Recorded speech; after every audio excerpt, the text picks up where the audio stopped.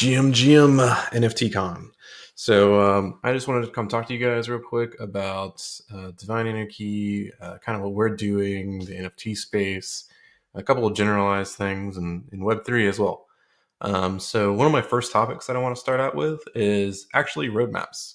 So as you can see here, I have our roadmap up for Divine Anarchy.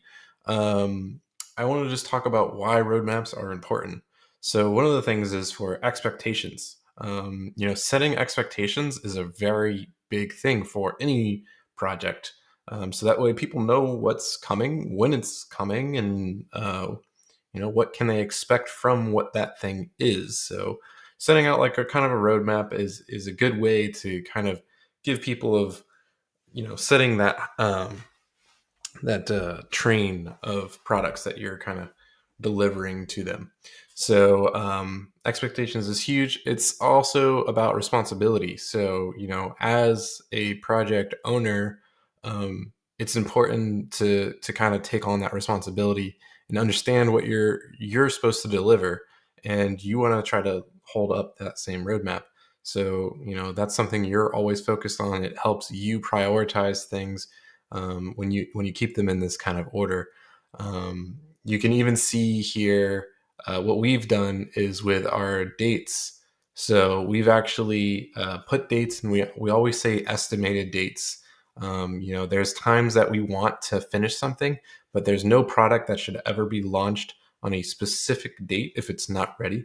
And so we're definitely pushing for those dates. But if there's for any reason, we are saying these are estimated dates so that we can push them back.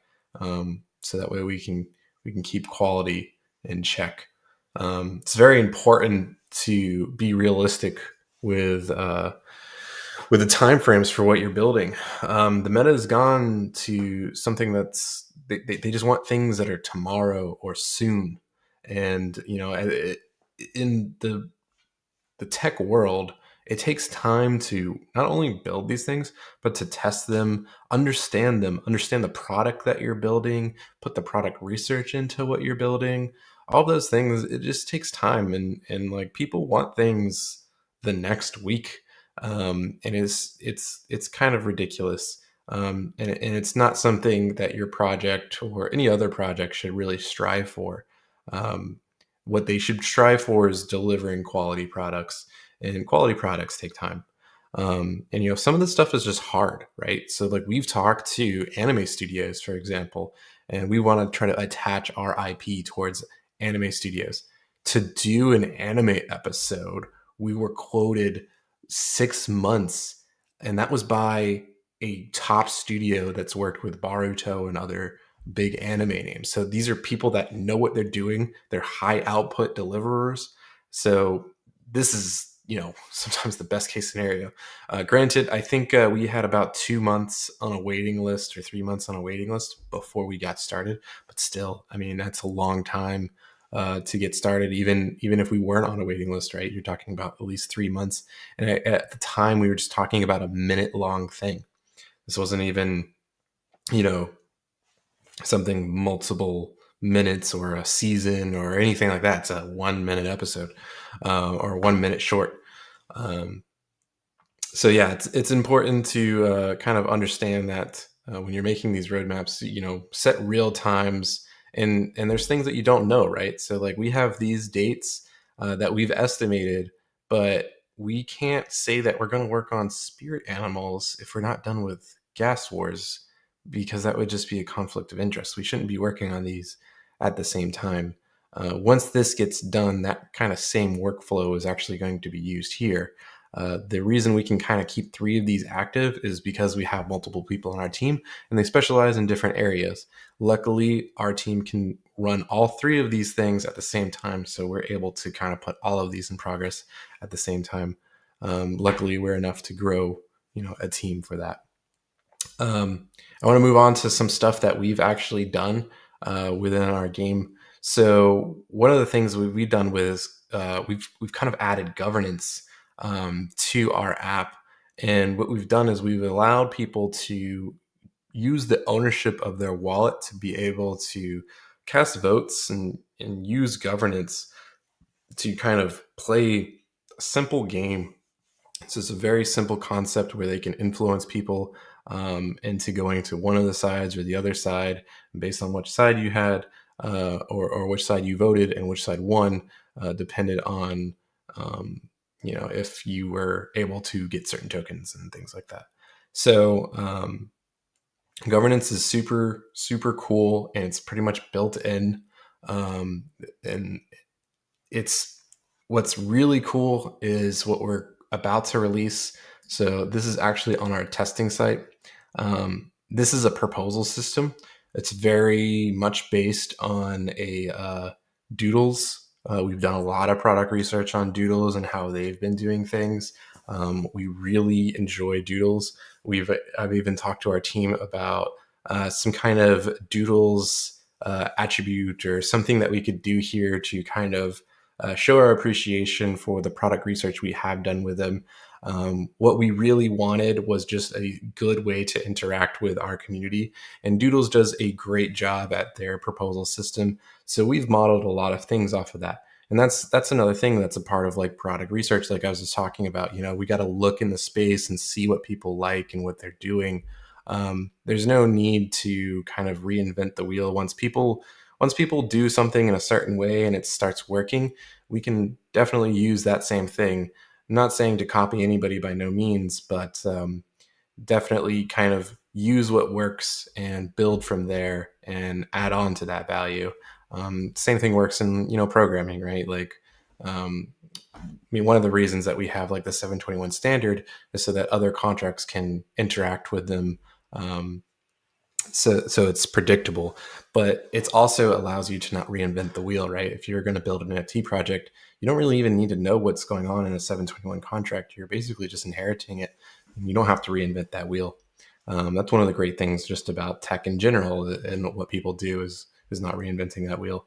So yeah, this is something we're doing that's really cool, and we'll be using our actual NFTs and their voting power that's attached to them to be able to kind of run some governance. And all of this stuff is actually ran off chain. So it's not like you're paying for anything. There's actually other good projects of this. So if you're looking to do something similar for your project, Snapshot is a great resource for this, where you don't have to build anything. It's kind of a set and be done with thing. For us, we really wanted to build something more integrated within our game and what we're building out with like kind of our universe and stuff. So we've gone ahead and custom built our own kind of system for this. But overall, there's nothing wrong with using Snapshot. I believe there's a couple of projects definitely using it, and Snapshot's a great tool. So I would not be afraid of taking that on if that's something you want to add to your project, or even if you want to suggest it to a project that you're a part of, even so that way they can hear that community. That's one of the big things with us here in Web3, as well as community building is huge, and listening to that community and what they want built and what they want done for that community is huge. Moving on to what Web3 gaming is to us. So for us, everything we do through our game and what we're building and our experience is very focused on being connected to your wallet. So I believe like one game would be Gods Unchained that I can think of right now. And Gods Unchained has done a really great job at what they do and how they've connected things as well. But one thing that I want to kind of stay away from is how things get disconnected from your actual wallet and your actual ownership. It's great that you can build all this extra utility outside of the web browser, and you can make some great games outside of the web browser for sure. But if we can keep all of this stuff in the web browser, that means we can stay connected to the wallet, stay connected to MetaMask, and that allows some very interesting things and interesting interactions. So what we're doing is we're focusing solely on trying to stay in the web. There's definitely limitations to that, right? So we don't have Unreal or Unity necessarily. So you could technically, for those of you out there, there is a way that you can integrate Unity and you can integrate Unreal. The problem is that it does get kind of laggy in certain systems, and it's definitely not one of the best things that I'd want to do, at least. Um, just out of my mess there, but yeah. So one thing that I kind of want to bring up is with what we're doing and how we're actually connecting and doing these things. It's kind of centralized, right? And that's a big problem within the crypto space. We really don't like centralization. Um, there's nothing wrong with that. So what we're doing is very centralized because we do all the approvals. We keep all this data off chain. Um, there's plans to basically go to a decentralized system once we need to go to a decentralized system. And there's plenty of cryptocurrencies that do this. There's even layer two solutions that do this. They start out centralized while they can build the utility and figure out exactly what they want to do, have all the control that they can. And then once things get stable and set, in their roadmap is planned to go to a decentralized system. And for us, it's going to be the same way. You know, once we feel like everything is good, we can go towards a decentralized system and try to keep all this stuff on chain in a way that makes sense. As we move on, we'll definitely figure out like where does that make sense, as well as we'll have the community to kind of guide us in that aspect. Um, and that's something very important. I mean, the trade-off is free gas basically to execute things. And when you think about normal games and other things that people are doing, it's usually is like just controlled by the game developers. You almost have to trust that the game developers are not going to abuse their position. And in a way, you kind of need to trust whoever is building this app or decentralized app or NFT game or whatever your NFT is kind of connected to. So there is a little bit of a trust that I feel like there should be for there for that company. And for us, I do definitely appreciate it. And if decentralization is something that we need to go towards, it's going to be on our roadmap. That's just a part of engineering, and as well as a good team, I think, is making sure that you can pivot when you need to pivot. And problem solving is just a great tool for us and our team, and we're able to problem solve for whatever it is that we have to. And we plan on problem solving for any problems that get arose in our proposal system. We'll think of a way to do it, and we'll get it done. Moving on, so something that I've seen a lot of is projects need to stop focusing on money and start focusing on the experience, right? So, so many people are just focused on when they create a roadmap, they're just talking about Rolexes and like these other like benefits and tools that they're going to get to them. When you look at our roadmap, we're building different experiences through that roadmap. We're going to continue building experiences. We're going to continue having a roadmap. I don't have an end goal for Divine Anarchy. I plan on continuously developing Divine Anarchy as we grow. You know, there's going to be more and more stuff built in the universe. There's not going to be a stop. At least I don't want there to be a stop. There might be times where, yeah, we're just going to focus on improvement in quality or quality of life. That's how most games go. You know, like there's any game that's out there right now, like big MMOs like World of Warcraft and things like that, they get active updates pushed to them.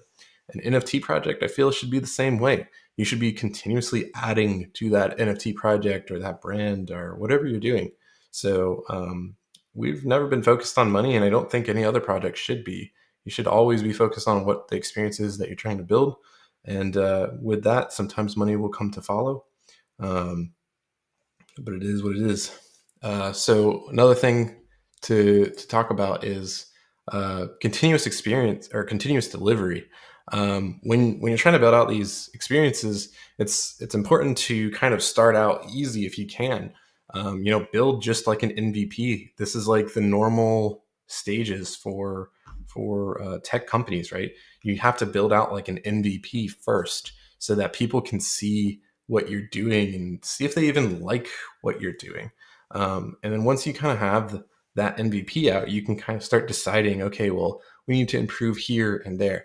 So I'm going to show you guys something that I actually haven't released to anybody in Divine Anarchy yet. So this, I think, is going to be a cool thing. But you can see right now on my screen that there is the regular Divine Anarchy, and this is just one of the cities that we have and kind of a whole universe that we plan on building, and kind of like a world map. You can think like World of Warcraft or something like that, right? Like a world map, and this would be like maybe one of the main cities or something.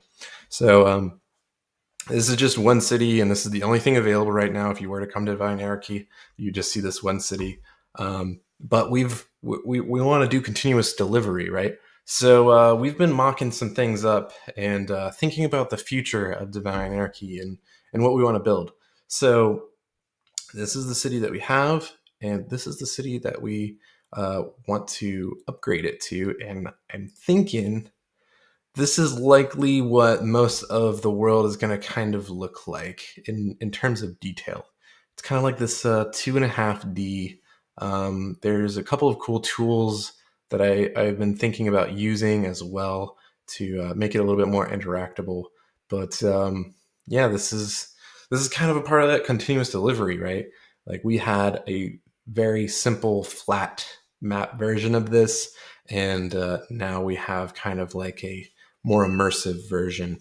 And we plan on just continuously delivering and continuously improving as we build new things, but also improving on those old things.